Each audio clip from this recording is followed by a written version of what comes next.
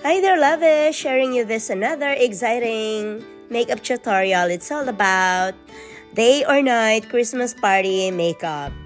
But if you are new to my channel, please don't forget to subscribe and hit the notification bell.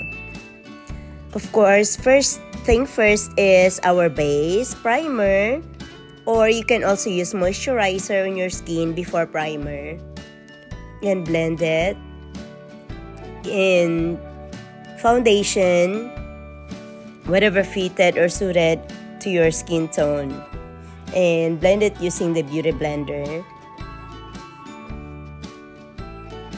or you can also use brush. In concealer,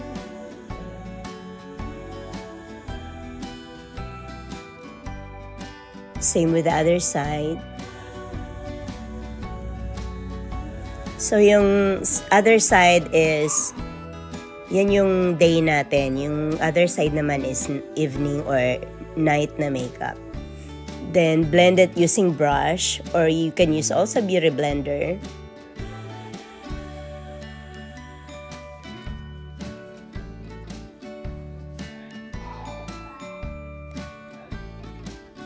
Then concealer pa rin yan. Yung base naman ng eyes natin. Mga basic lang to mga loves. Yung base ng cheeks or base ng mukha, and then base ng eyes natin bago tayo maglagay ng eyeshadow. Para to blend it perfectly. And then that one is foundation. Nilagyan ko pa ng more foundation. In contour, of course, hindi mawawala. Contouring natin. Same with, tingnan nyo yung sa other side. Syempre may contour pa rin, pero hindi siya ganun ka dark. Yung sa kabila, very light. And then blush. Very dark yung dito sa evening na part. And then yung sa day naman is very light lang siya. I'm sorry for my voice, guys, ha. May sakit pa kasi ako. And then highlighter. See the difference sa paglagay ko. Sa evening na part, medyo makapal yung paglagay natin dyan. Kasi nga gabi siya. And then, of course, yung nose line natin, hindi mawawala. Siya nga, hindi nga tayo biniyayaan ng ilong. And then, blend it.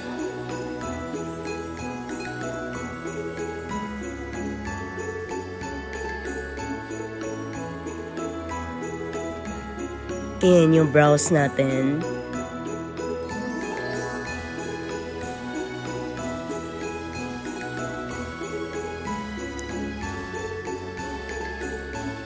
Same with the other side naman.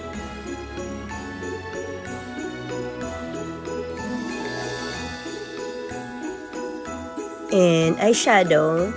So dark side is very light.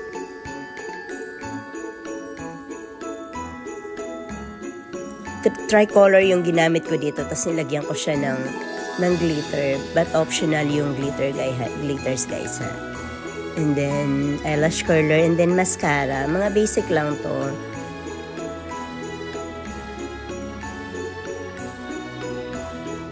Then ayan, black eyeshadow yung nilagay ko sa baba. Pwede din kayong gumamit ng black na eyebrow pencil. And then highlighter.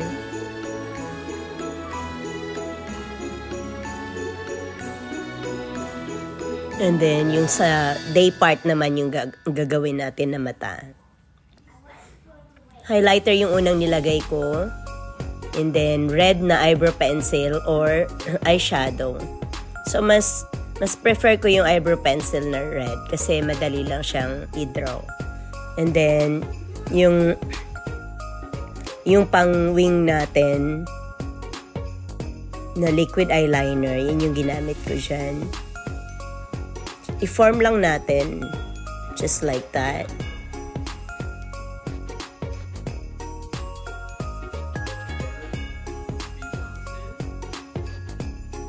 And highlighter again. Kasi parang, ano siya, dapat glittery yung face natin. Para makita, ma-emphasize kung ano yung, gaano kaganda yung mata natin. And then, highlighter din dyan sa baba. Kasi yung highlighter, guys, kapag nailawan yan, sobrang ganda. Magre-reflect yung ano yung meron sa, ano yung in-apply nyo sa mata nyo. Or sa mukha nyo. And same, kailangan din natin gamitan ng eyelash curler and then mascara. Yan, lip liner. So, sa day part, very light lang yung lipstick natin. Pink, light pink lang yung ginamit ko dito, guys. Kasi nga, day siya. And then, sa evening naman or night is dark red. Yan na siya, yung result, guys. Yung final. Yan yung sa evening. And then, ito naman yung sa day part na makeup. Siyempre, it depends pa rin kung ano yung parting mapupuntahan nyo. Either morning ba or gabi ba siya. At least meron na kayong idea. Thank you so much, mga loves. Always remember, the beauty begins the moment you decide to be yourself. Have a great day, everyone!